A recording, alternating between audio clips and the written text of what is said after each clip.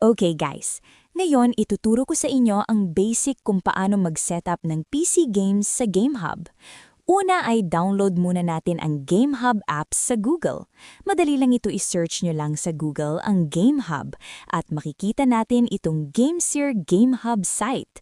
Click nyo lang tapos makikita nyo ang download option. Hindi ko na siya ida-download dahil na-download ko na siya. Ngayon, i-install natin ang GameHub.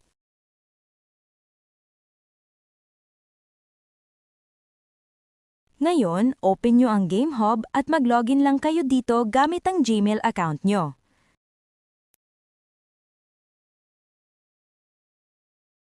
Ngayon, maglagay na tayo ng PC games. Hanapin nyo lang itong Windows icon. Sa baba niyan, may nakalagay na Import PC Games. I-click nyo yan at hanapin nyo ang game file folder dito sa storage ng phone nyo kung saan nyo man ito inilagay. Oo nga pala, dapat ang PC games na inyong dinownload ay dapat free install na. Ibig sabihin, hindi mo na ito kailangan i-install pa.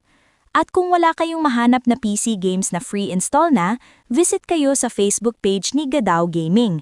Doon makaka-download kayo ng mga free install games na. Ngayon, add na tayo ng game.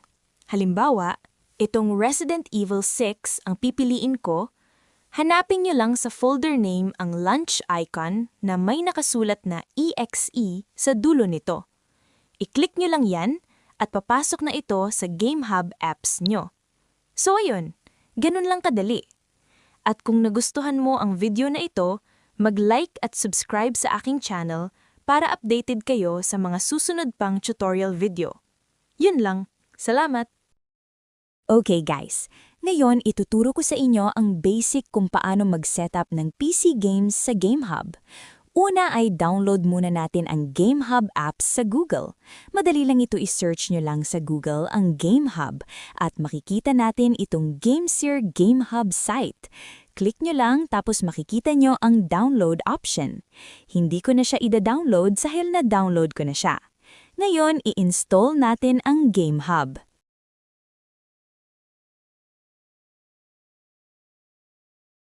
Ngayon, open nyo ang GameHub at mag-login lang kayo dito gamit ang Gmail account nyo.